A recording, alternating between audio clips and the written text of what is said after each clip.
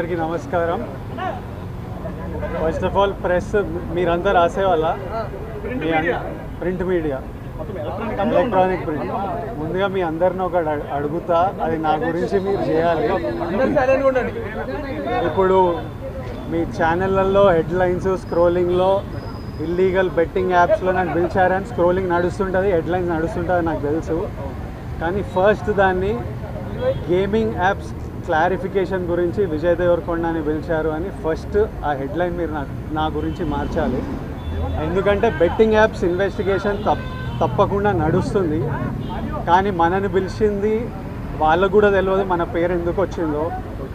But మన పేరు వచ్చినందుకు వాళ్ళు వెరిఫికేషన్ చేసుకొని వాళ్ళు డెలిజెన్స్ తీసుకోవాలి. మనం చేసింది గేమింగ్ యాప్స్కి ఎండోర్స్మెంట్. గేమింగ్ యాప్కి బెట్టింగ్ యాప్కి అసలు సంబంధమే లేదు.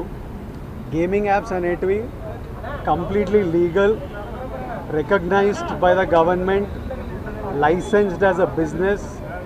వాళ్ళకి జిఎస్టీలు, టీడీఎస్లు, కంపెనీలు, it's fully registered, recognised by Supreme Court and various state governments. అది గేమింగ్ యాప్. అటువంటిది A23. ఇప్పుడు క్విక్గా డౌట్ ఉన్న వాళ్ళకి క్విక్గా మీరు గూగుల్లోకి వెళ్ళి టాప్ గేమింగ్ యాప్స్ అని కొడితే కొన్ని వస్తాయి. A23తో సహా My11 Circle, Dream11, NPL, Zupi ఇట్లాంటివి కొన్ని వస్తాయి.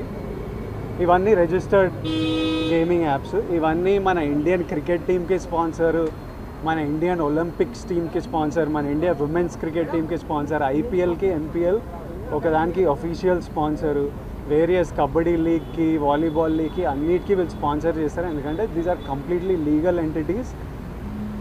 ఇండియన్ ఒలింపిక్స్ టీమ్కి స్పాన్సర్ చేయాలంటే లీగల్ ఉండాలా వద్దా? సో ఫస్ట్ ఆఫ్ ఆల్ ఈ గేమింగ్ యాప్స్ని, ఇల్లీగల్ బెట్టింగ్ యాప్స్ని మీరు సపరేట్ చేయాలి. అది జర్నలిస్ట్గా మీ రెస్పాన్సిబిలిటీ.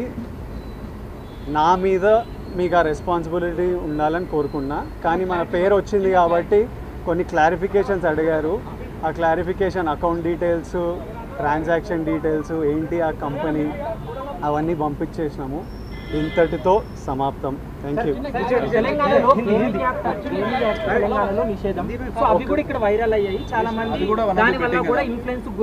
ఇప్పుడు legal apps geo location lock ఉంటుంది. మీరు కొంచెం రీసెర్చ్ చేసి ఈ యాప్ A23 యాప్ తెలంగాణలో వాడాలని చూడండి. అది ఓపెన్ కాదు.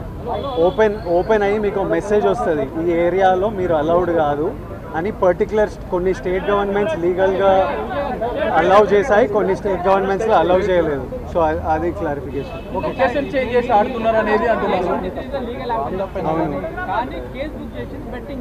అవును అవును. Thank you.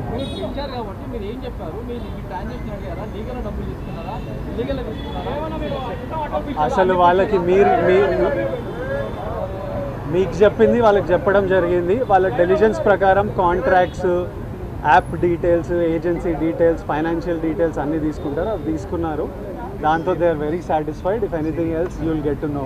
మీ అందరికీ ఫ్యూచర్లో తెలుస్తుంది. Thank you guys.